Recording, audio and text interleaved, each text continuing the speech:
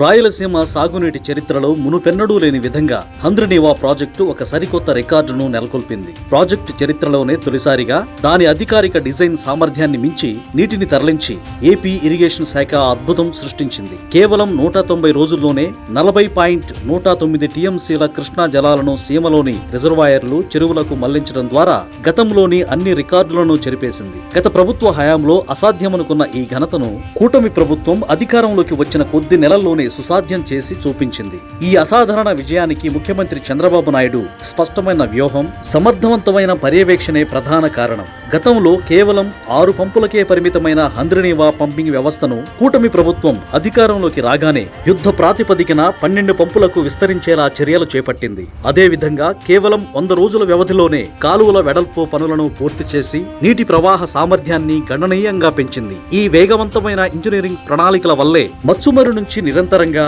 అత్యధిక పరిణామంలో నీటిని తరలించడం సాధ్యమైంది. అయితే 40 టీఎంసీల రికార్డు మైలురాయిని చేరుకున్నప్పటికీ చంద్రబాబు ఇక్కడితో సంతృప్తి చెందలేదు. చివరి ఎకరాకు నీరు అందాలి, సీమ భూములు సస్యశ్యామలంగా మారాలి అనే దృఢ సంకల్పంతో అధికారులు, ఇంజనీర్లకు 50 టీఎంసీల లక్ష్యాన్ని నిర్దేశించారు. ఫిబ్రవరి చివరి నాటికి లేదా మార్చి తొలి వారంలోనే ఈ భారీ లక్ష్యాన్ని చేరుకుంటామని ఇరిగేషన్ మంత్రి నిమ్మల రామానాయుడు ధీమా వ్యక్తం చేశారు. ఈ చారిత్రక నీటి తరలింపుతో రాయలసీమలో భూగర్భ జల ఘట్టాలు పెరగటమే కాకుండా తాగునీరు, సాగునీటి కష్టాలు శాశ్వతంగా తీరుతాయని సీమ ప్రజలు అభినందిస్తున్నారు.